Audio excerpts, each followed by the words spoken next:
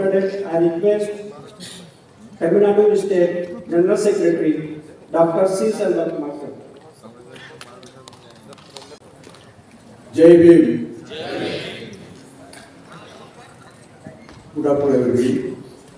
First of all, my great salute to Dr. Babasaheb Ambedkar and National President ILU, Honorable Dr. J.K. Patil sir and Dr. K.P. Samanand and Vice President and other Vice Presidents and General Secretary Kiran sir and the other all honorable leaders in chat. Once again, thank you for all. In this present time, our unity is must and need because we have to defend democracy and renounce fascism and save and retaining workers' rights also. This must. We call upon every constitution citizens to rise against destructive and authoritarian policies of the corporate communal nexus. Why? Our future is replacing these divisive policies with those that champion the rights of the worker, farmer, and common people also. The present government is anti-worker, anti-farmer, and anti-people measures it began legislation practice. Next is our collective outcry. We must rise against the fascist pro-corporate RSS and BJP led NDA government. It's less. Then another one is, I say something very important for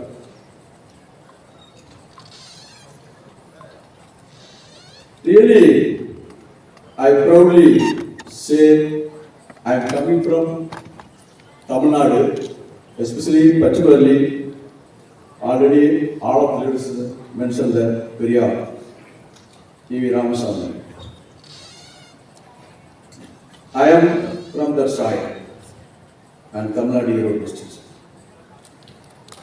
Into the soil, no one knows the buried roots. Same positioning as Dr. Babasaheb, principles of in our society. It's very important word nowadays. Because in 1936, Ambedkar formed the Independent Labour Party, you know very well about all, which had a comprehensive manifesto on workers' rights in 1937. The party described itself as a labor organization, which mainly advanced the welfare of labor classes and was committed to the supporting state ownership and management wherever necessary. In this policy, now we are working with unorganized workers in Tamil Nadu. Particularly nowadays, all trade union and all movements focus on maintaining and protection for workers' society. But it's not a true and real also. ILU only save them, I feel, I will confident, because only the name of Dr. Babasaheb Ambedkar. Depend upon the yesterday's session and today's session also in messages dealing with all the leaders. I put some important demands. Not only that demand, current situation these are important also. The two or three only, that's mainly. Enforce minimum wages of all unorganized sectors workers. Per monthly 26,000 must need one of the demand. I present the following all the demands and urgent action for today its ILO convention, through ILO convention. Grant comprehensive loan waivers of micro, small and middle farmer households. The third one is revoke the 4 labor codes. That is the main. These are the not used for and not a safety for, not product for the another sector labors and migrant labors also. Because maximum the 93% workers in the India in marginal sector and another sectors only. 34% only the government organized employees.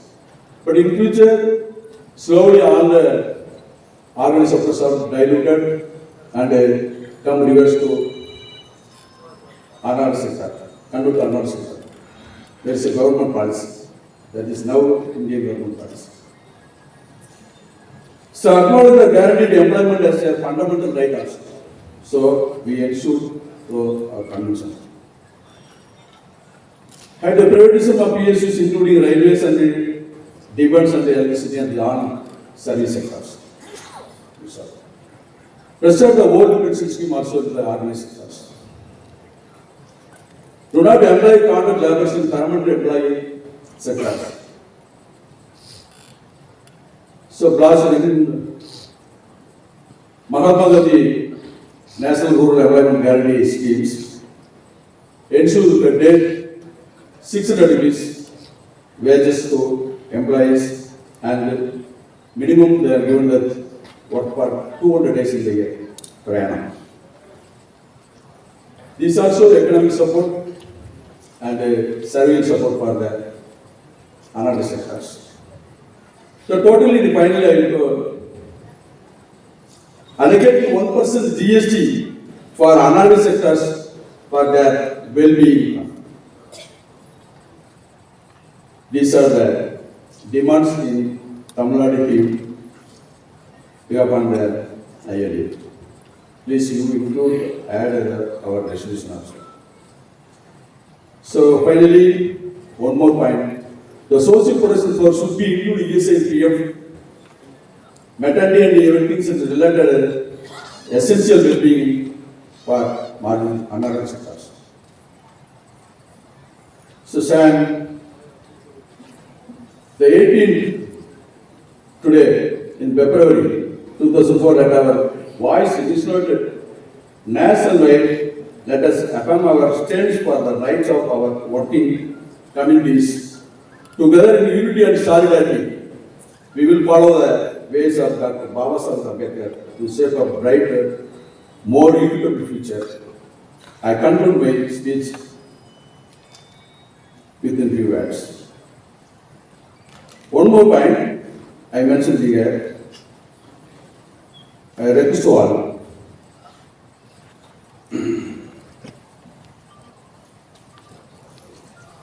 Let us learn Baba said, that's only path to salvation.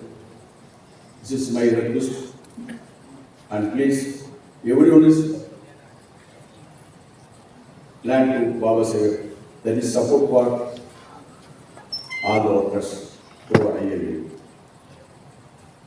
I conclude my speech thanking everyone gathered here for giving me this wonderful opportunity. Thank you. once and again. தொழிலாளர் ஒற்றுமை தொழிலாளர் ஒற்றுமை அனைத்து தொழிலாளர் ஒற்றுமை ILU ILU புகழ் ILU புகழ். Thank you. Guideline and elaborate the use of independent labor union in your state. Thank you. Selvakumar sir is a Tamil Nadu State General Secretary of Independent Labor Union. Thank you, sir. After that, I request Andhra Pradesh Electricity SST Employees Association Y. Kalyan Kumar sir to come and deliver your speech. I request again all of you to please maintain the time. A pleasant good evening. विराज बैठने all Indian stadium और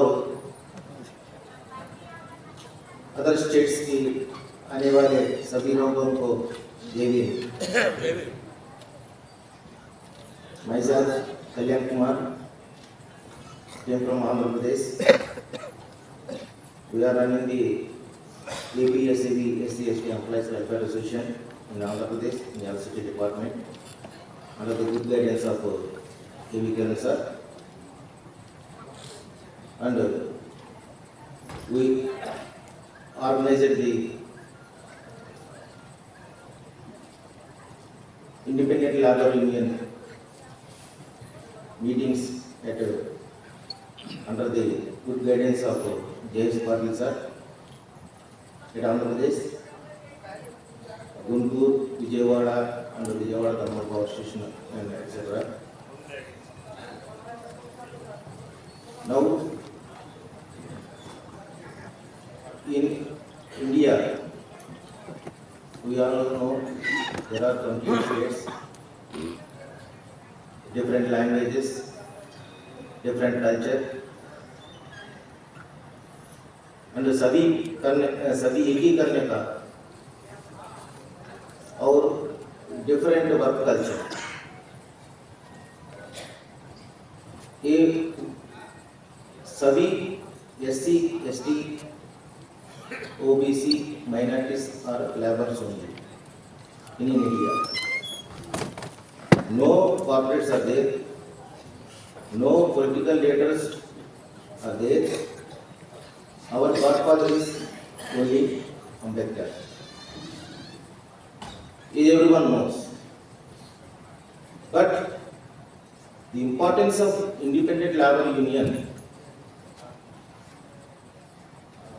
इस भारत में, इस India में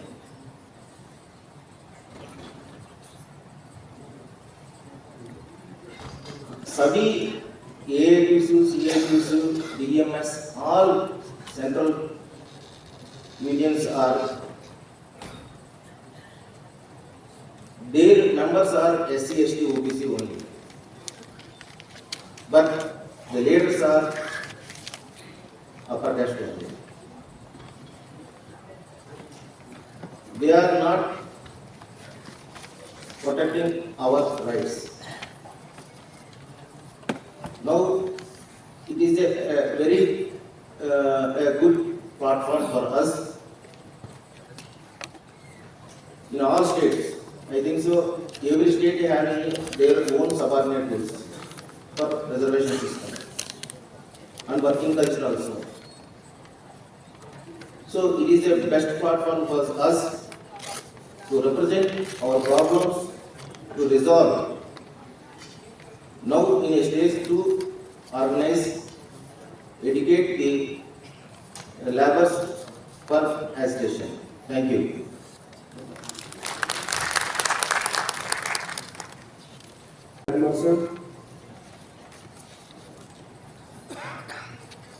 उसके उपरांत पुणे से आए हमारे स्वतंत्र ICMR SC/ST यूनियन के सेक्रेटरी विनायक यादव सर।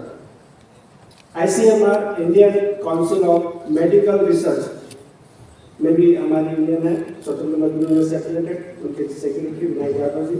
उनसे अनुरोध है कि समय पर अपनी बात करें।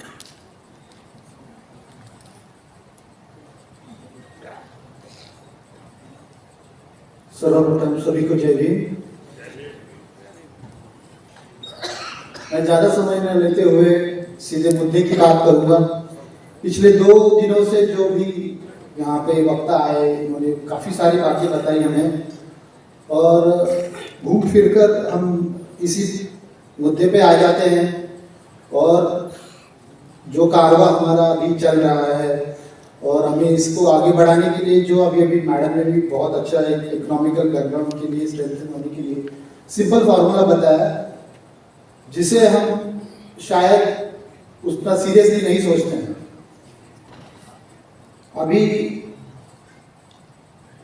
जोराटे साहब ने जो हमें, ताकि मैं अभी इंडिपेंडेंट ICMR SC/ST यूनियन जो 2019 से पुणे में स्थापित हुई है, और CCS कंडक्ट रूल यहाँ लागू होते हैं।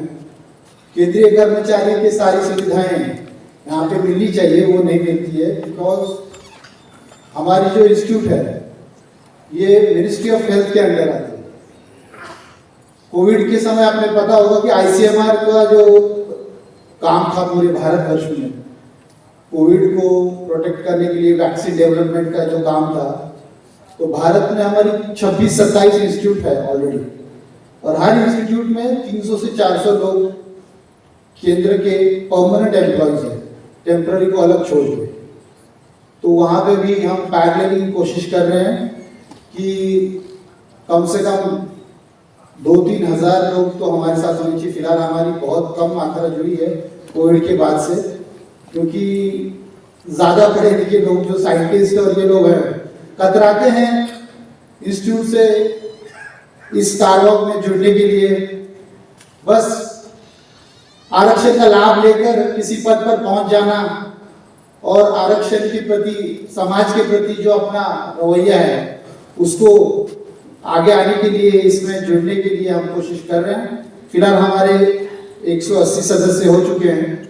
मुंबई में हम अभी जल्द ही नई शाखा खोलने वाले हैं, और मैं आज मंच से इस रेजोल्यूशन के लिए 2-3 बातें कहूँगा बस, कि सीसीएस कंडक्ट रूल जहाँ भी केंद्रीय कर्मचारी जैसे रेलवे के हो, कुछ डिफेंस के लोग भी हमारे यहाँ पे आए हुए हैं, उनके लिए कार्य प्रणाली जो हमारी यहाँ पे चलती है, स्टेट गवर्नमेंट और सेंट्रल गवर्नमेंट का अलग पूरा ढांचा होता है, प्रमोशन पॉलिसीज होती है, इनका एक कोई संगठित एक मंच बनाया जाए जिससे कि उनके प्रॉब्लम्स को समझा जाए, ताकि लोग ज़्यादा से ज़्यादा जुड़े।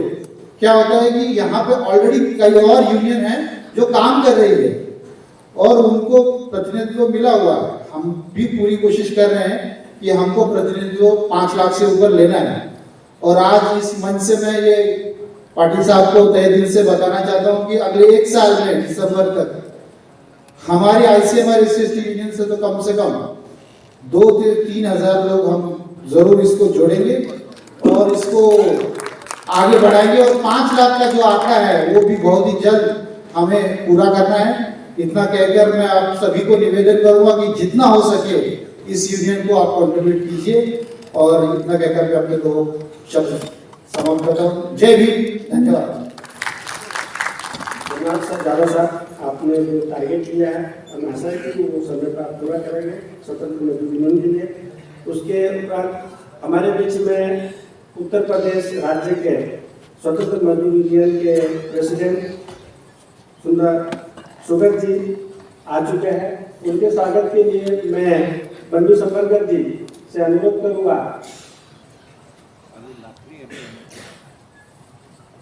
नरेंद्र पांतवानी जी से अनुरोध करूंगा कि वो आए और सुगत जी का पुष्प भी देकर स्वागत करें। सुगत जी आगे आइए।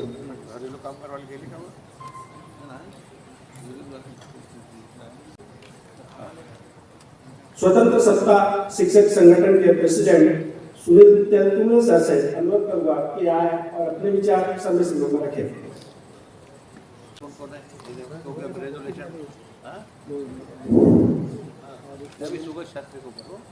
सबसे पहले मान समाज सुधारक, मान क्रांतिकारक को मेरा प्रणाम। उपस्थित रमेश रंगारी विचार मंच पर जो 2 दिन का राष्ट्रीय आंदोलन चल रहा है, राष्ट्रीय अधिवेशन चल रहा है, इस राष्ट्रीय अधिवेशन के अध्यक्ष माननीय DS पाटिल साहब, राष्ट्रीय महासचिव AV किरण साहब,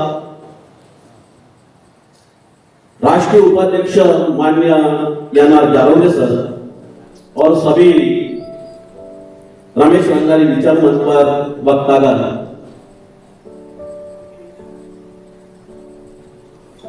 या 2 दिन से जो अपना विचार मंथन हो रहा है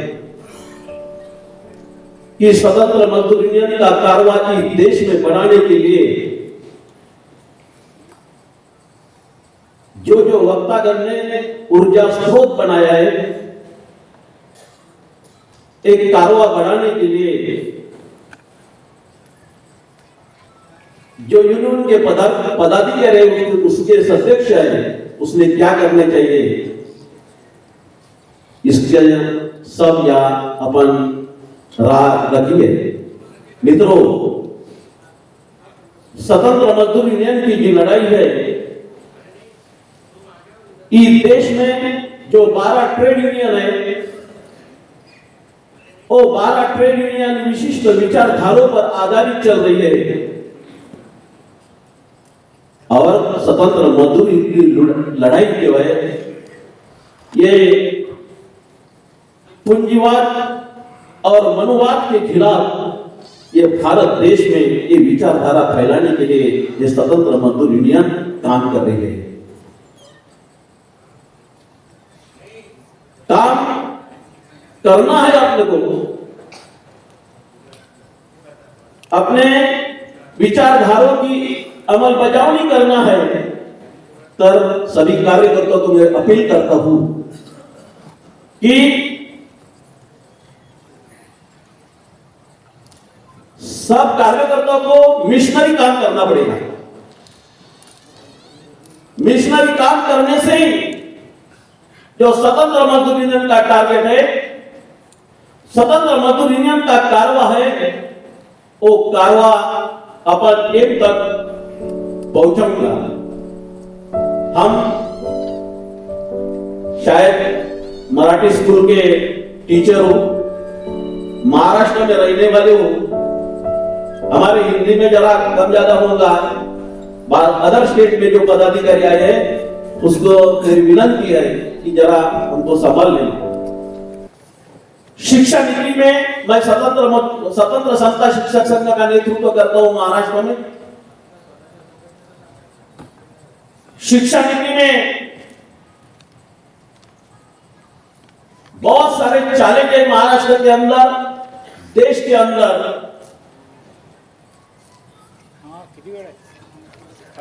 शिक्षा क्षेत्रों में हर दिन या महाराष्ट्र के अंदर हर एक प्रकार के जीआर हर दिन निकालने जा रहे हैं। बच्चों को, अध्यापकों को अध्ययन करने नहीं दिया जा रहा है, शैक्षणिक वर्क दिया जा रहा है। और शिक्षा नीति में अभी जो नया शिक्षा नीति आ रही है, ये देश में जो शिक्षा नीति आ रही है, यह शिक्षा नीति में मनुवाद की विचारधारा आ रही है।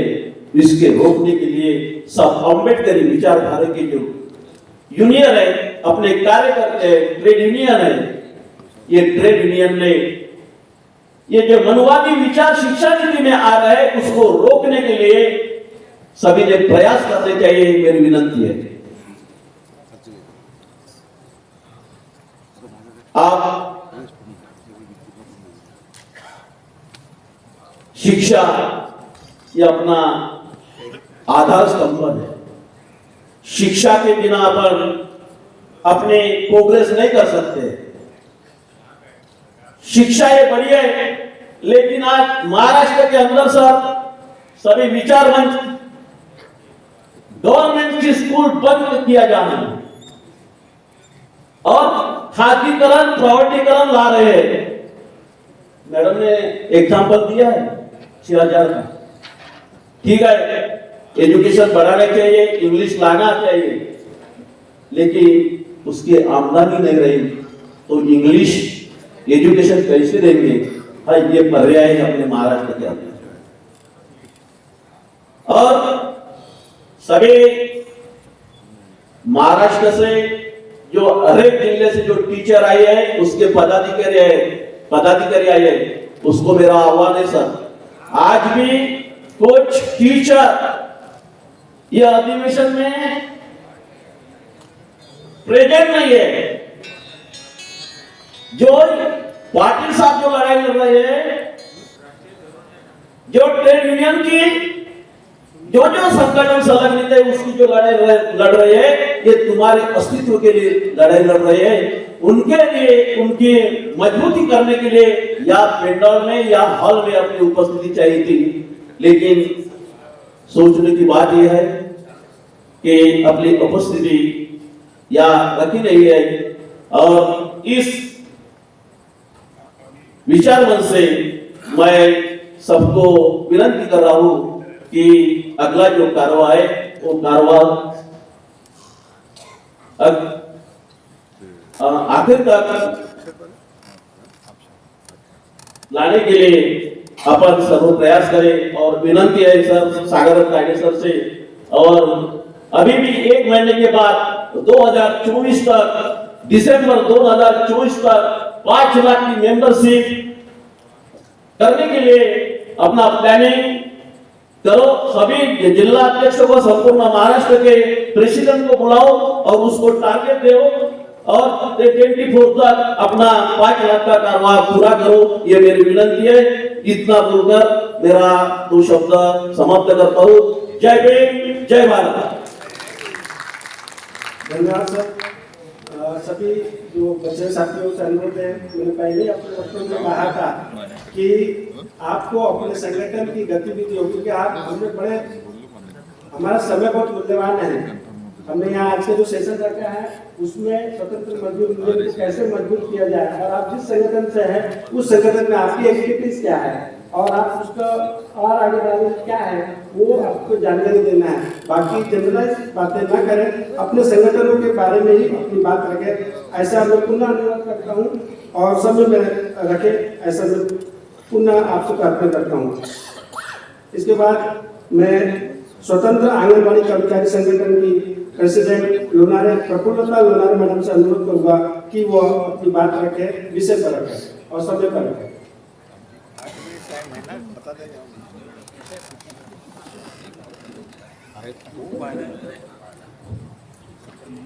श्याम फुले अम्बेडकर, इनको पहले करना और मंच पर सभी पदाधिकारियों को जय भीम और विविध राज्यों से आए हुए सभी भाई बहनों को सप्रेम जय भीम।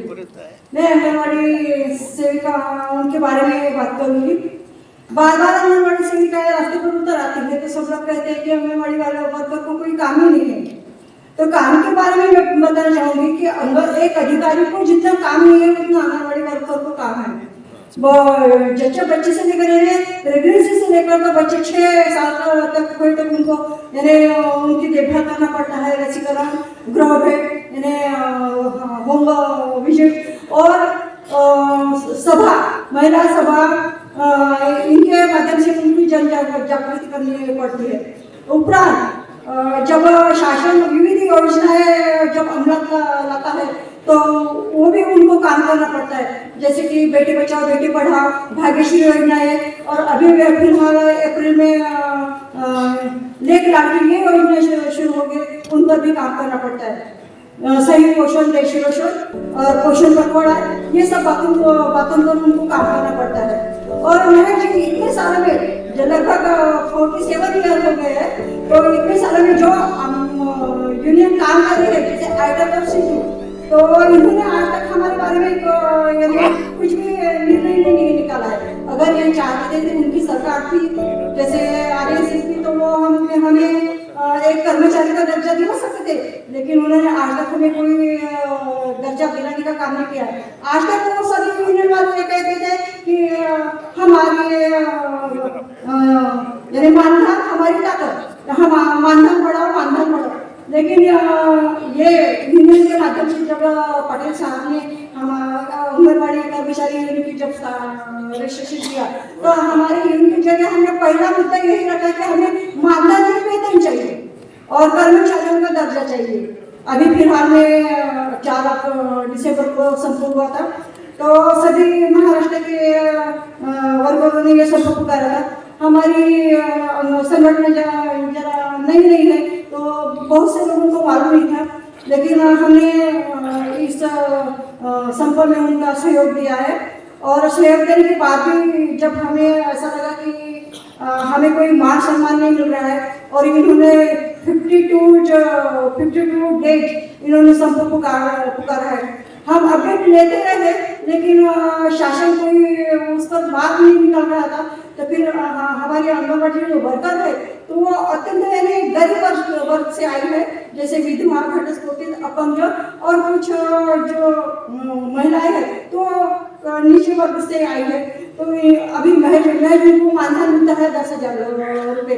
तो ये 10,000 रुपये में वो अपने बच्चों को क्या डॉक्टर इंजीनियर पढ़ाएंगे, खुद का अपना घर पूरी तरह से बच्चों को संभालने पाती है। जब उनके घर में अगर कोई सास ससुर जेठ देवर अगर वो उनके कुटुंब को सहयोग करते हैं तो उनके बच्चे पढ़ पाते हैं। लेकिन 10,000 में हम अपने बच्चों को क्या अंग्रेजी स्कूल में पढ़ाएंगे या क्या डॉक्टर इंजीनियर बनाएंगे।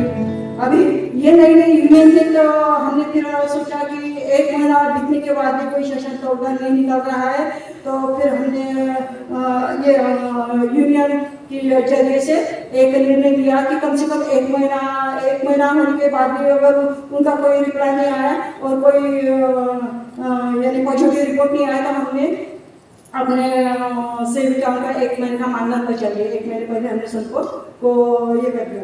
अभी यही उनके वो सेविकाएं क्या करती है, कहती है कि ये क्या पिट्टू बीच में लाकर खड़ा कर दिया है आंगनवाड़ी सेविका, आंगनवाड़ी वर्कर यूनियन। तो फिर हम उन्हें भी हम तो जवाब देते हैं कि ये पिट्टू नहीं है, ये आंगनवाड़ी कर्मचारी यूनियन, ये पिट्टू तुम्हारे यूनियन का बाप हमने खड़ा करके रख दिया है।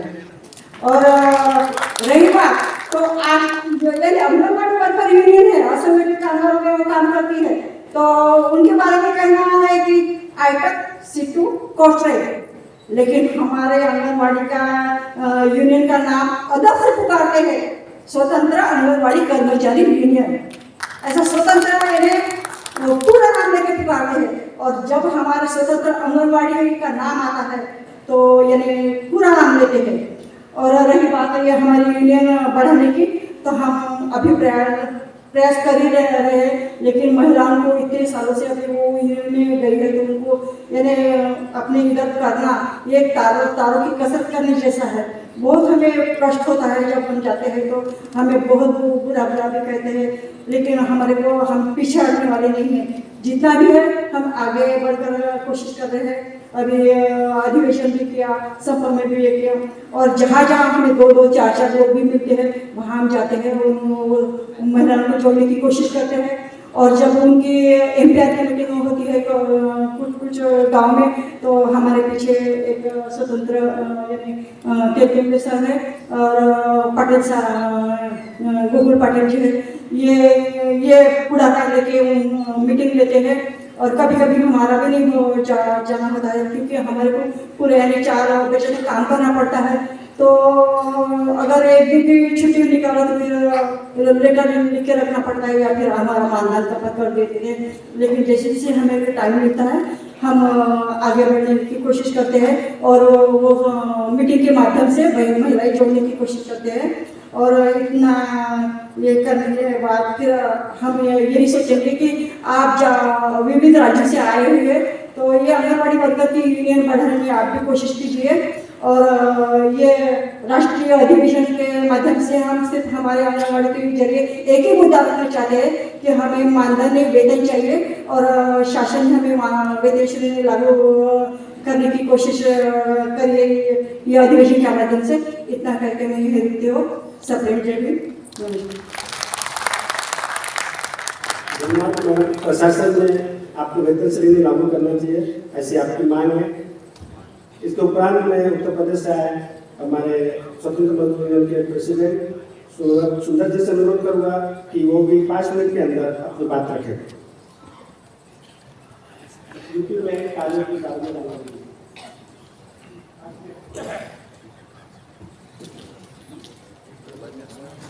बहुजन समाज में जन्मे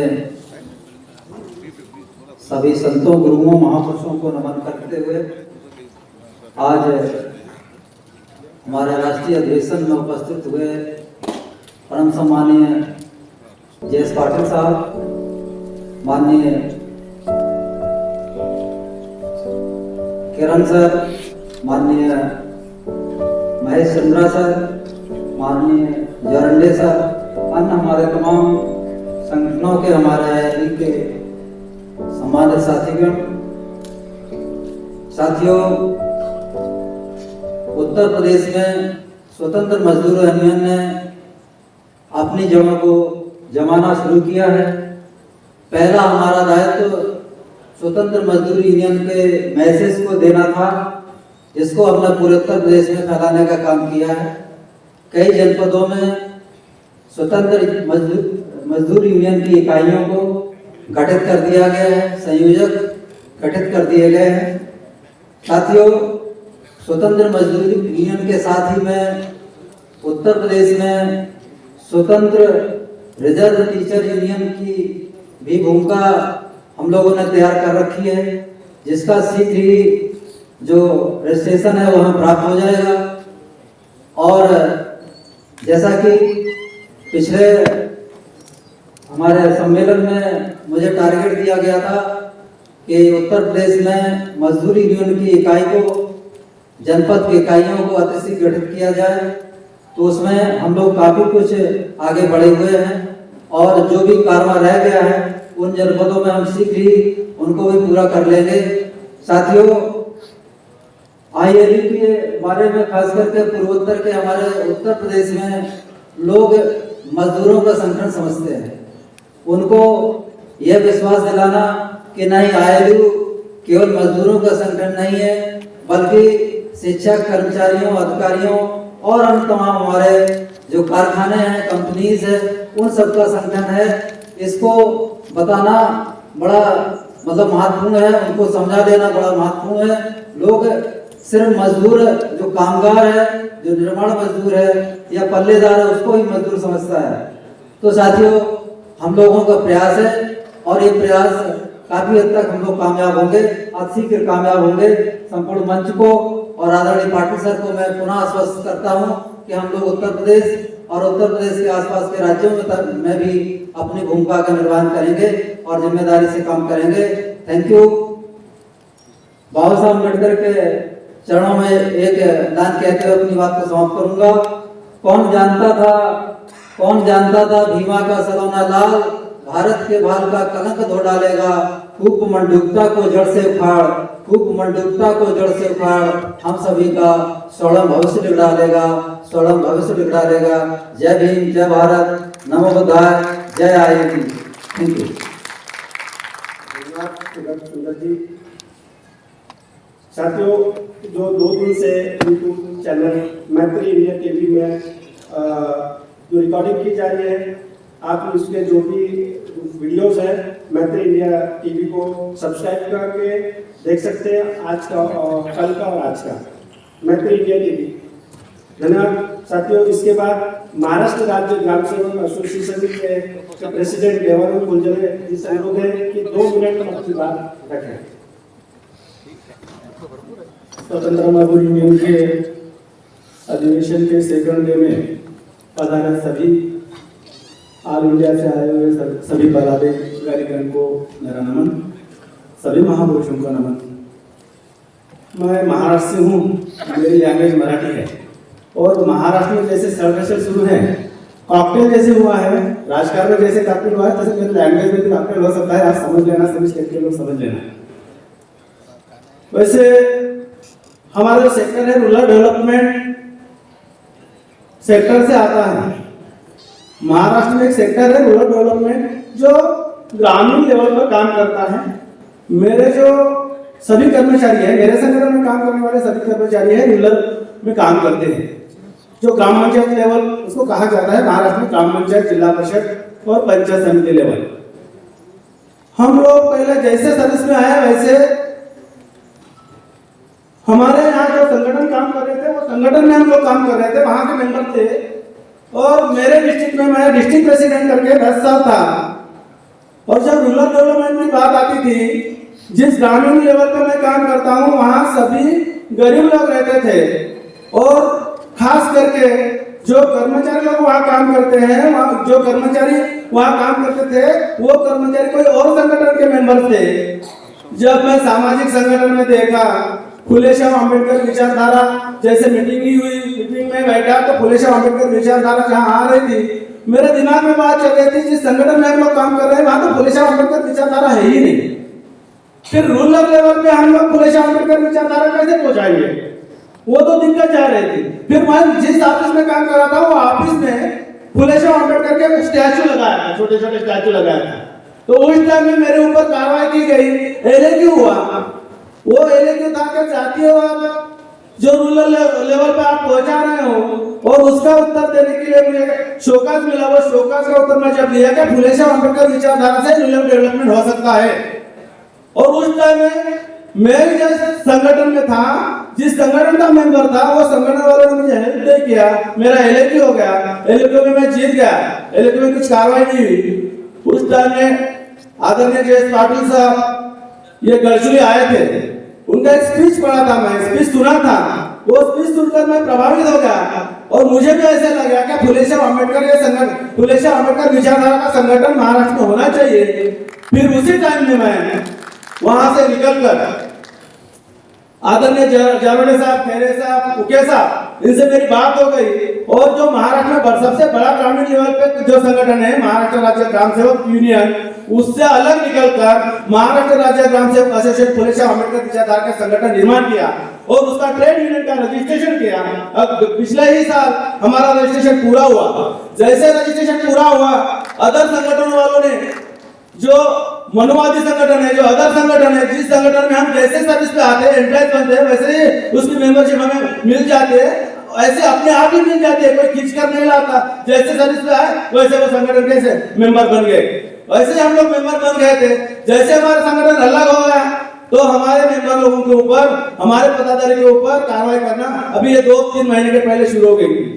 भंडारा जिले के नागदेव सर मेरे सर चिटनीस है, गोंदिया जिले की एक महिला संजू खोबरागड़े मैडम ये उपाध्यक्ष हैं, उनके दोनों के ऊपर भी कार्रवाई हो गई थी। नागदेव सर को सस्पेंड कर दिया गया और खोबरागड़े मैडम को ऐसा घेराव करके, पूरा लोगों को इकट्ठा करके घेराव कर दिए और उनको ग्राम पंचायत के बाहर निकलना बंद कर दिया था। उसी टाइम उनका फोन आया और हम लोग बोले कि अगर ऐसा होता है तो ये फुले शाह अम्बेडकर विचारधारा का संगठन हम जोर से डहारेंगे।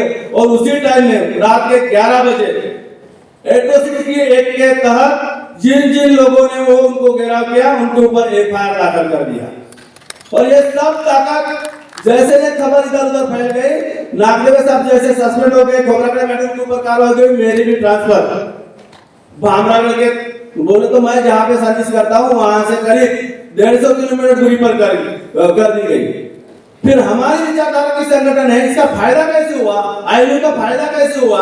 अगर फुले शाह अम्बेडकर विचारधारा की संगठन अगर स्टेट में चलती है, इंडिया में अगर चलती है, तो समाज लेवल पर काम करने वाले बहुजनवादी सभी लोग, आप सभी लोगों को, हमारे सभी एम्प्लॉयज को मदद करने के लिए तैयार हो जाते हैं।